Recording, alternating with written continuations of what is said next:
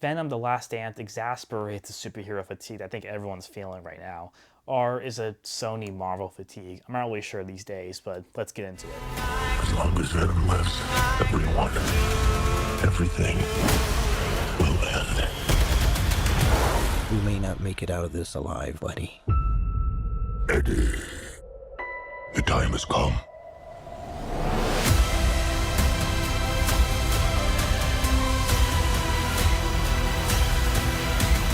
So Venom: The Last Dance is the last film in the Venom trilogy that features Eddie Brock and Venom being fugitives on the run, not only from the government, but also from aliens trying to invade Earth as well. Yeah, never really a big fan of Sony Marvel.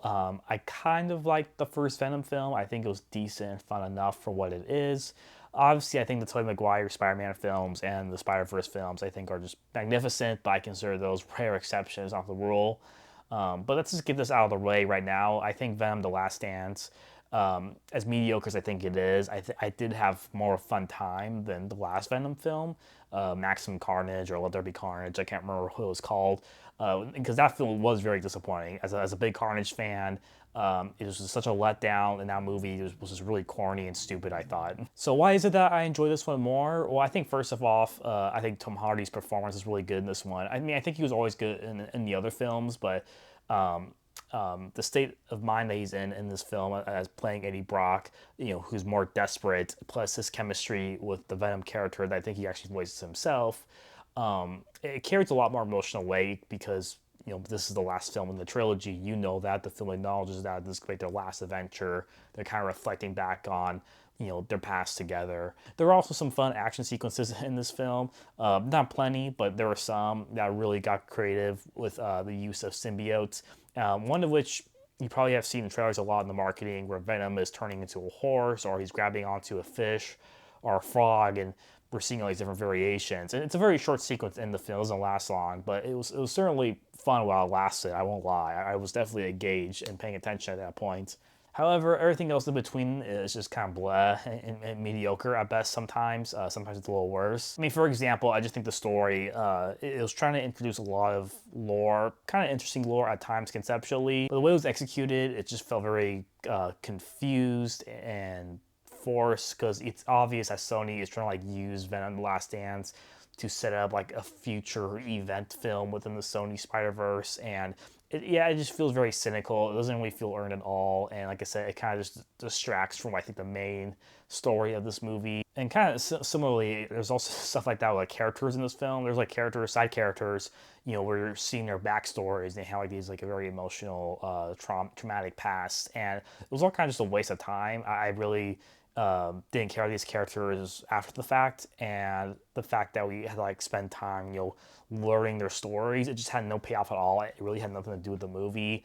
You can cut all these backstories out and it wouldn't change anything at all, because it never like played an important role in this film. And speaking of those characters, there's even times too where characters really make important drastic decisions that really change the course of the film and get Eddie out of tight spots. But it just kind of comes out of nowhere. Unless I was like zoning out, I was like, wait, why did they do that? Like, that was just so random. And I guess they did it because, the script demands it. I know we don't nitpick on that type of stuff. I can usually suspend my disbelief for these films, but at times it was kind of so blatant. There was no motivation for that at all. The characters had no reason to do that. It was kind of stupid of them for doing that. They're just doing that because, we need a new action sequence. We need to progress the story. And yeah, generally speaking, besides like those cool symbiote sequences I mentioned with the animals and like the climax of the film, a lot of the action just felt flat, didn't really feel like imaginative or well directed, particularly.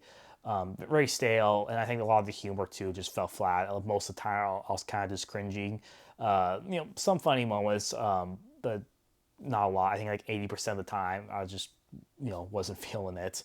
Overall, Venom: The Last Dance, it has fun elements for sure, but I think it's still a mediocre film within the mediocre Sony Marvel universe that's trying to set up, and it's going to fail setting up some big type of Avengers event within the Sony universe. I think if you like all the other Venom films, then I see no reason why you won't like this one. But anything short of that, I don't think this is a movie that's worth going out of your way seeing at all. I want to give Venom: The Last Dance 2.5 stars out of 5. Comes a time in every man's life where you have to make a sacrifice. Eddie, I'm with you to the end.